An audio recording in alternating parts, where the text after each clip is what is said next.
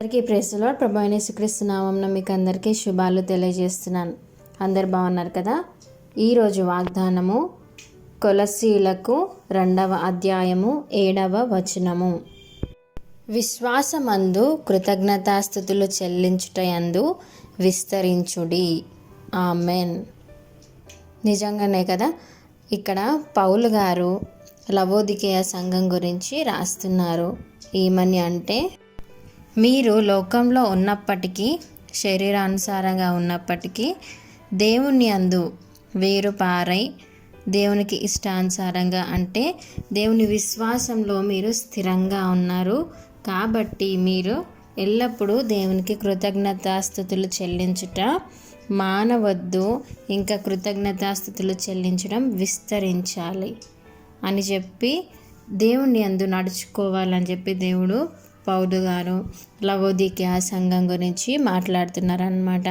అదే రీతిగా మనము విశ్వాసంలో ఫలించాలి అంటే ఏ విధంగా అంటే, దేవునితో మనము ఏ రీతిగా మనం కనెక్ట్ అయి ఉన్నామో దాన్ని బట్టి మనం విశ్వాసంలో ఎంత లోతుగా వెళ్తున్నాం అనేది తెలుస్తుంది కదా.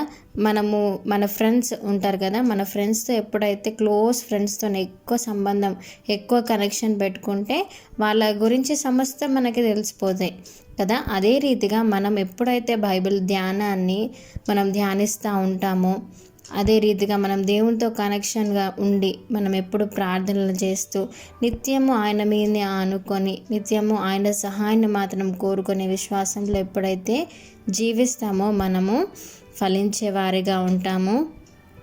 అదే రీతిగా మనం ఫలిస్తే మనమైతే ఎవరికి గ్రాటిట్యూడ్ చూపించలేక ఉండాం కదా.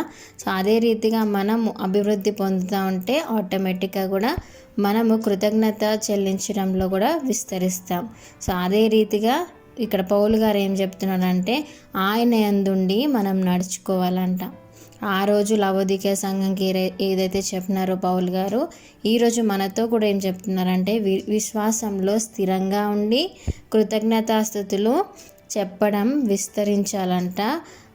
అలాగే మనం ఆయన యందుండి నడుచుకోవాలంట. ఈ వాగ్దానాన్ని మనం జీవితంలో క్లెయిమ్ చేసుకుందాం. ఈ చిన్ని వాగ్దానాన్ని దేవుడు దీవించి ఆశీర్వదించునుగాక. Amen. Thank you. God bless you. మీకు ఎవరికైనా ప్రేయర్ రిక్వెస్ట్ ఉంటే దయచేసి కామెంట్స్లో మెన్షన్ చేయండి. Thank you.